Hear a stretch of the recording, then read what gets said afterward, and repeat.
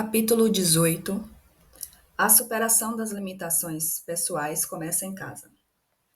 Em meus anos de trabalho, me dediquei muito a orientar empresas e escolas na aplicação de princípios de superação das limitações pessoais para ajudar funcionários e estudantes a identificar e superar seus principais obstáculos à realização. Ainda assim, a oportunidade de estabelecer as melhores bases para a superação das limitações pessoais começa em casa. Por quê? Porque é em casa que nossas deficiências são mais óbvias. Se uma pessoa tem problema no trabalho por causa da agressividade, pode apostar que eles serão muito mais intensos em casa. As dificuldades comportamentais com as quais não lidamos corretamente ao longo da vida transparecem em casa, mesmo que sejamos capazes de escondê-las perfeitamente em público. Algumas dessas limitações ocultas são ainda mais devastadoras quando surgem em situações que envolvem parentes ou pessoas mais importantes da nossa vida. Em casa mostramos muito mais quem somos do que qualquer outro lugar. Minha mulher Susan frequentemente faz o seguinte comentário sobre diversos comportamentos meus. Você jamais faria isso em público. Confesso que ela está certa. Passo a maior parte do tempo consciente de que preciso agir em público, observando que todos da minha equipe e meus clientes precisam se comportar melhor e ser modelo consistente dos princípios que ensino.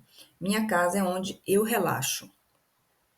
As minhas limitações ficam mais evidentes quando estou em minha família. Felizmente, as observações não sa- da minha mulher são vitais. O que Susa diz é mais do que apenas uma opinião, é a bússola que indica a direção correta de me ajudar a ser pessoa que eu quero e preciso ser. Ela é sempre sincera comigo e não tem reservas. É esse tipo de apoio, aliado ao seu incentivo, que me ajuda a crescer. Os homens casados estão em vantagem. Não é de surpreender que eles vivam mais do que os solteiros, pois temos todas as vantagens para ter um desempenho melhor na vida. Quando vemos o índice de divórcio e o nível de satisfação conjugal dos dias de hoje, temos a impressão de que não é bem assim. Mas os estudos são firmemente a favor do matrimônio e dos bons casamentos, não são descartados facilmente. E é nessas trocas diárias dos relacionamentos íntimos e sinceros que realmente evoluímos. O dom da mudança. Quando meu primeiro filho nasceu, fiz provavelmente o gesto mais importante da minha vida como pai, talvez como homem. No dia que trouxemos Mateus da maternidade para casa, eu o acomodei em meus braços e cuidei de sua mãe. Estava belíssimo por finalmente ter um filho, mas também tinha a perfeita noção de que havia algum aspecto da minha vida que não faria de mim um bom pai. Eu sabia que precisava mudar. Naquela noite, quando a mãe dele estava dormindo, eu o tirei do berço e levei para o quintal. Ali, sob uma bela noite estrelada, me sentei na grama com ele, levantei sua blusinha e observei como ele era pequeno. Então pus a mão sobre o seu peito e disse: Mateus, prometo a você que vou mudar tudo o que for preciso na minha vida para que possa ser um pai que você precisa. Eu me comprometo a fazer isso para que o destino que tenha pela frente não se torne realidade. Eu te amo mais do que a mim mesmo. Em seguida, o levei para dentro.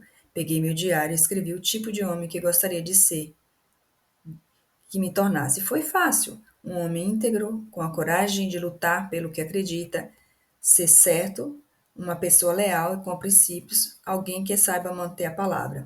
Eu queria que tivesse caráter, iniciativa, além da capacidade de realizar o que fosse preciso, sem esperar que alguém lhe dissesse o que fazer. Elaborar essa lista foi fácil.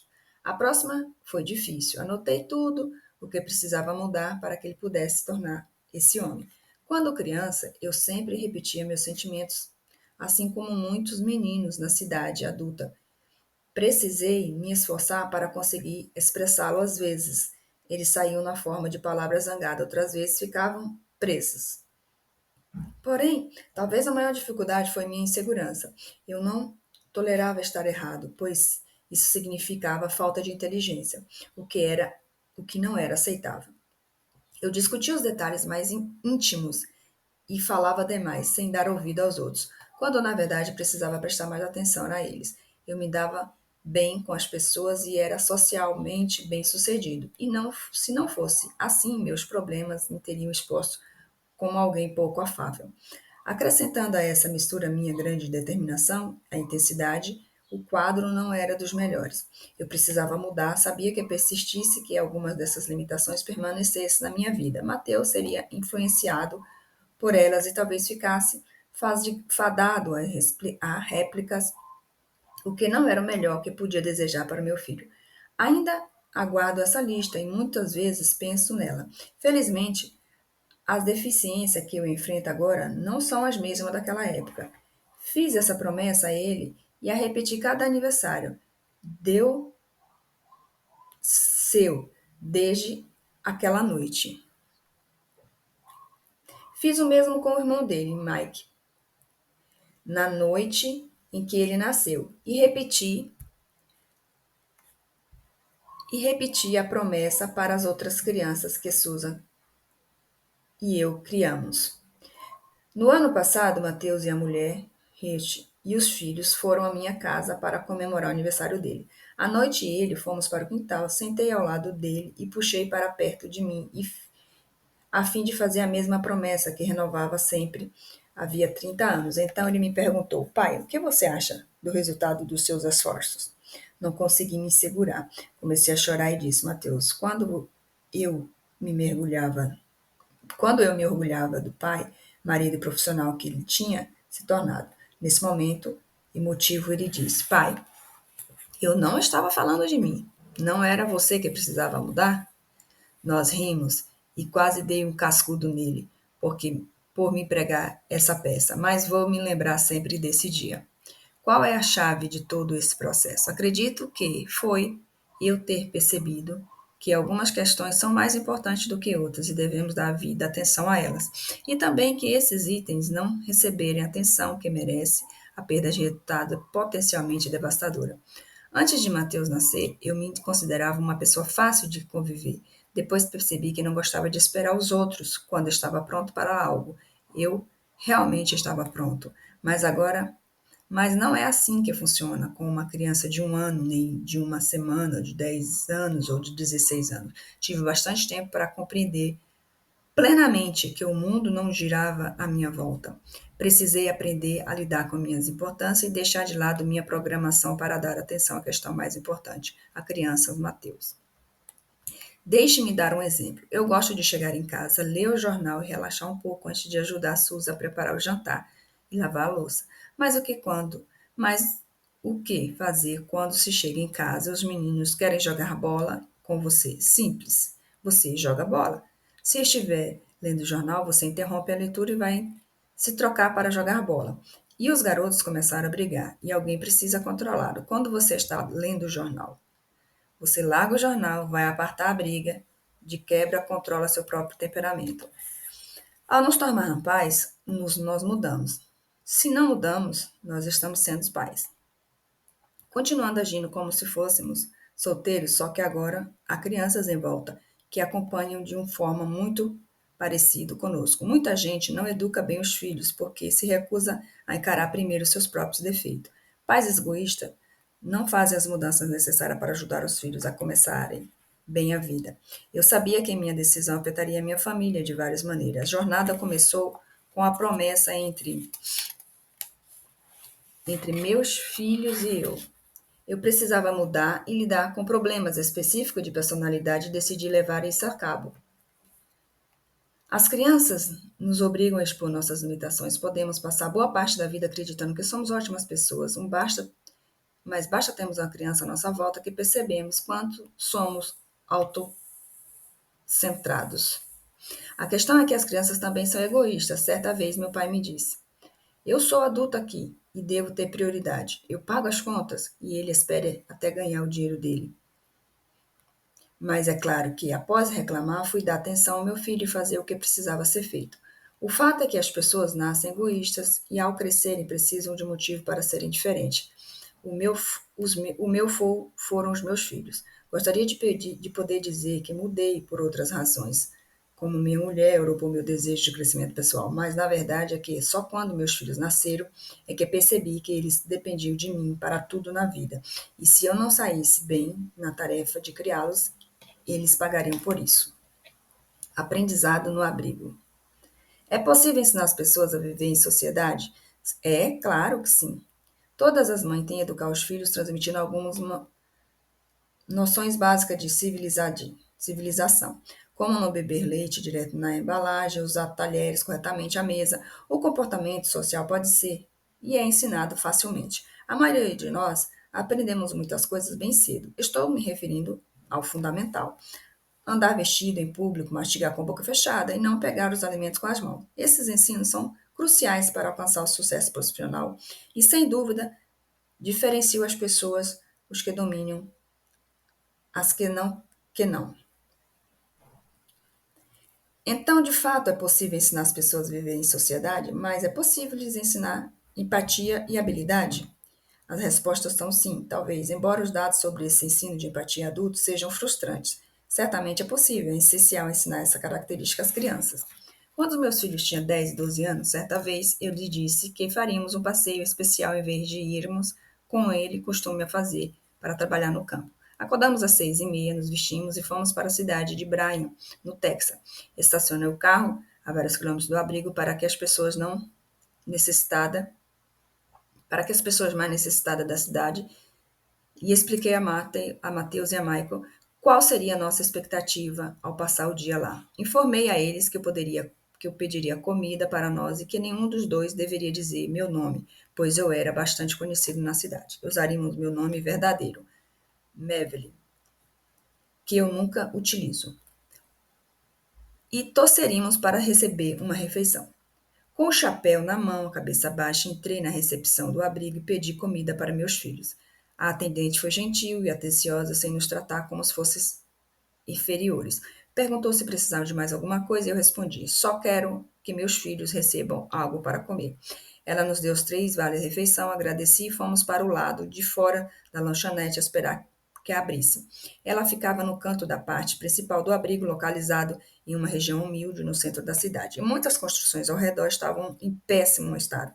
A área em torno da lanchonete estava limpa, mas claramente fora construída havia muitos anos. Enquanto estávamos ali, algumas pessoas começaram a se reunir na entrada. Havia todo tipo de gente, mas a maioria era pobre e tinha problemas de saúde. Havia mulheres que tinham bebido demais na noite anterior, homens no qual sabiam onde estavam. A maioria não aparentava muito asseio. Aí tinha problemas mentais e leves e graves, o que afetava de diversas maneiras. Um dos homens, na faixa dos 60 anos, tinha um nariz grande e mãos fortes e calejadas de quem havia trabalhado duro. Uma massa grande na nuca, semelhante a um tumor, acentuava sua aparência estranha. Meu filho mais novo, Michael, não conseguia deixar de olhar para ele. Mateus o cutucava e lhe dizia: não olha. Mas o caçula não contia. Após um tempo, as portas se abriram e o grupo começou a entrar na lanchonete. Em algumas das mesas havia bancos compridos e outras cadeiras. Ficamos em filas, esperando que nos servissem. Os homens que abriram as portas começaram a gritar instruções referentes à ordem de chegada e nos mandou tirar o chapéu, justificando que aquilo ali não era um chiqueiro. Em seguida, ele disse: agora vamos orar. Que contraditório. Chegou a nossa vez e a comida parecia boa. Os meninos estavam com fome. Michael pegou o prato e foi até uma mesa com um letreiro que informava reservado para famílias. Não havia nenhuma outra criança na lanchonete. Quando ele sentou, o homem que havia gritado instruções e feito a oração se aproximou e disse bem alto: por acaso isto é uma família? Não estou vendo nenhuma mãe. Esta mesa está reservada. Michael ficou claramente constrangido, pegou a bandeja e foi procurar outro lugar para se sentar. O único que havia era ao lado do homem narigudo, com o tumor na nuca, que convidou Michael a se sentar ali e ofereceu para cortar a carne, se ele precisasse de ajuda. Ficaria conversando enquanto Mateus e eu, sentados na frente deles, falávamos com outras pessoas. Nesse dia, os meninos adquiriram outra perspectiva da vida. Após o café da manhã, passamos algumas horas conversando com várias pessoas. Depois, aproveitando o sol, saímos andando pela rua, nos sentados na calçada. Perguntei aos meus filhos: o que aprendemos hoje? Nunca vou me esquecer da resposta de Michael, que me lançou um olhar intenso e respondeu: Papai, eu nunca tinha visto você sem exercer nenhum poder. Você está sempre contido de tudo, mas hoje não estava. E isso me assustou. Você ficou lá parado, segurando o chapéu e implorando por comida para nós. Mateus também refletiu sobre alguns pontos. Papai, o que aconteceu com aquelas pessoas? Por que elas pararam? Por que elas foram parar ali? Muitas delas têm problemas de verdade. A semente da mudança. Ficamos conversando sobre isso. Aquelas pessoas, mas ou será coisa Aquelas eram pessoas más, ou será que coisas muito ruins aconteceram com ela? Refletimos sobre o que acontece quando se perde um emprego e não consegue outro, ou como seria ter filhos para alimentar quando não ganha dinheiro. Os meninos aprenderam que os problemas da vida não tornam as pessoas más. E concordamos que o homem do tumor era muito simpático, ainda que à primeira vista sua aparência nos assustava um pouco. O mais importante é que a pergunta de ouro surgiu nessa discussão. Não teríamos como ajudá-los de alguma maneira? Nesse dia, meus filhos entenderam o que é empatia. Aprenderam que ser gentil é um bom começo, mas que não vierem acompanhada de alguma ação, as palavras se tornam vazias. Aquele momento os marcou muito e ambos se tornaram pessoas melhores graças à experiência. Algumas pessoas têm dificuldade em resolver esses sentimentos, pois nunca conseguiram se identificar com a dor sentida pelos outros. Por diversos motivos, ficaram fechadas às emoções alheias e se distanciaram dos demais. Em geral, isso acontece quando alguém não tem um vínculo profundo com a outra pessoa. Desde cedo, ou quando sofre um trauma na infância, e se tornam incapazes de se preocupar com as outras pessoas além de si próprio. Empatia demais, entretanto, também traz alguns problemas. Quando os pais têm muita empatia sem equilíbrio de outros atributos, tendem a ser perniciosos com os filhos. É comum ouvirmos pais superprotetores dizendo frases como: Não é uma gracinha? Menino é assim mesmo, muito ativo, não é?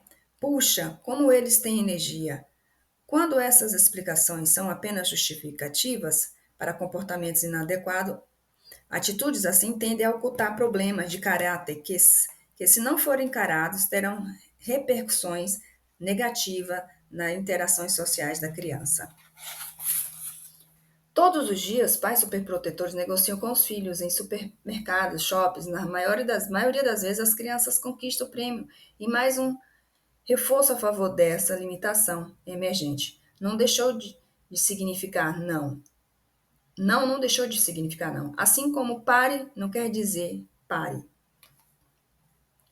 Pare, para os pais excessivamente empáticos, as palavras não têm significado e são empregadas sem nenhuma consequência, até que as crianças deixem de dar atenção a tantas ameaças vazias.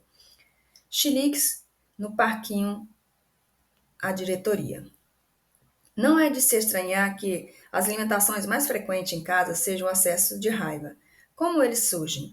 Por que continuamos tendo dificuldade em encontrar nosso temperamento na idade adulta? Quando devíamos ter perdido isso na adolescência? De onde vêm esses problemas? Por que eles continuam a se manifestar? Os problemas pertinentes a cada idade precisam ser abordados nas diversas etapas da vida. Mas o que acontece quando certas questões relativas à idade não são resolvidas no período adequado? Os problemas não desaparecem simplesmente porque envelhecemos. Eles continuam a manifestar e se tornam mais prejudiciais com a idade, até que não tomemos alguma providência. Às vezes aprendemos a ocultar algumas questões e a conviver com elas durante anos, mas em algum momento essas limitações virão à tona. Esse é o caso da agressividade. A raiva não vai embora, fica adormecida e explode nos momentos mais inapropriados. É o pior dessas ocasiões é que a pessoa perde a cabeça, é como muitas vezes dá certo. É como a criança que não quer fazer o dever na sala de aula, acaba brigando com a professora sendo mandada para a diretoria. Dessa maneira, o truque funciona. Deu certo na escola, como deu certo em casa. A criança faz o escândalo, briga e é mandada para o quarto, em vez de ter que minar e lavar a louça. A agressividade dá resultado em pouco tempo. As crianças percebem que podem se livrar das demais diversas situações dando chilique monumentalmente. os gritos, chutes e choradeira. Quando crescem, continuam fazendo aquilo que sempre deu certo. Certamente você pensará em um chefe ou um colega de trabalho, ou talvez em um parente que mantém o controle das pessoas ou de situações por meio de intimidação ou de reputação de seu estourado. Eu acho normal uma criança dar chilique. Ela tem toda a razão. A vida é dura e eu não gosto de que está acontecendo comigo. Eu estava muito tranquilo, protegido dentro do útero e cuidando da minha vida, quando de repente um médico me arranca dali. Em seguida, a cabeça para baixo, me bate e me passa a mão em mão. Por que as crianças estariam contentes? Para piorar a situação, queremos que elas retirem o prato da mesa, dê comida ao cachorro, arrume a cama, o quarto, antes de deixar que assistam o seu desenho mais favorito. Seu pai não é nada fácil e não temos a chance de comer de novo. Ser pai não é nada fácil e não temos a chance de comer de novo. Então é bom acertarmos na de primeira. Mas o que acontece quando os pais não acertam e a criança aprende que basta dar um chilique para que as pessoas façam exatamente o que elas querem. Sair de perto dela ou se esforçar para satisfazê-la. Quanto mais velha, maior é o problema. Para todos os envolvidos, é muito fácil encarar a agressividade quando ela ainda usa fralda, do que esperar amadurecer e ganhar forma de abuso doméstico. Direção agressiva no crime passional. Criando hábitos para toda a vida. As finanças são um dos três maiores campos de batalhas conjugais, além do sexo e do equilíbrio entre emprego e família, de acordo com o Centro de Pesquisa sobre Casamentos e Família. Porém, muitas vezes ignoramos a importância de ensinar as crianças a lidar com dinheiro desde cedo. Um dos nossos filhos, John, fez o que muitos jovens fazem quando arranjam o primeiro emprego no meio expediente. Torrou todo o dinheiro que recebeu. John não pensava muito no futuro, nem na melhor forma de gastar o salário. Era bom aluno, mas em matéria de finanças sabia guardar um centavo. Não sabia guardar um centavo. Ele comprou uma picape, começou a incrementá-la com todos os aspectos possíveis. Adquiriu um conjunto de caixas de som, ocupou todo o espaço do banco de trás e mudou o piso. Depois instalou um aparelho de som suficiente para atender uma cidade pequena. Ao fim do verão, ele estava sem dinheiro. Quando perguntei o que havia feito, com que ganhou, John respondeu: Não sei, não fiz nada de muito especial. Que bom! Ao menos ele disse que deu conta disso. Ao menos ele se deu conta disso. Qual a limitação que está afetando suas finanças? Ele pensou bastante e constatou que era impossibilidade na hora de tomar decisões e que também afetava várias áreas da sua vida. Eu lancei um desafio. John, você consegue fazer alguma mudança para que isso não prejudique mais? Ele me respondeu com uma resposta positiva. Consigo sim. Nesse dia fizemos um plano para que ele agradasse, para que ele aprendesse a controlar essa limitação pessoal. John concordou em não fazer nenhuma compra de forma impulsiva e em reservar uma porcentagem de cada salário. Era um plano simples, mas ele teve um efeito profundamente e sem futuro. Era um plano simples, mas teve um efeito profundo nele e em seu futuro. 6 meses depois, tivemos outra conversa sobre dinheiro, dessa vez sobre o que fazer com os $4.500 que havia economizado. O orgulho pelo seu autocontrole e uma visão entusiasta do futuro substituíram aquela atitude vaga. Não sei bem para onde estou indo. Além disso, John comentou sorrindo: Não quero que meus amigos saibam quanto dinheiro eu tenho, senão vão me pedir emprestado. Uma limitação pessoal a menos para John. Ao longo da vida, talvez centenas de milhares de dólares e mais graças à superação dessa limitação. Infelizmente, muita gente se recusa a encarar o problema do consumismo. Enquanto você não parar de evitar essa tarefa difícil, porém necessária, nunca alcançará o sucesso completo. Continuará preso onde sempre esteve, enquanto outras pessoas que superam essa dificuldade alcançam cada vez mais o progresso. E você, onde está? Está empacado ou está avançando?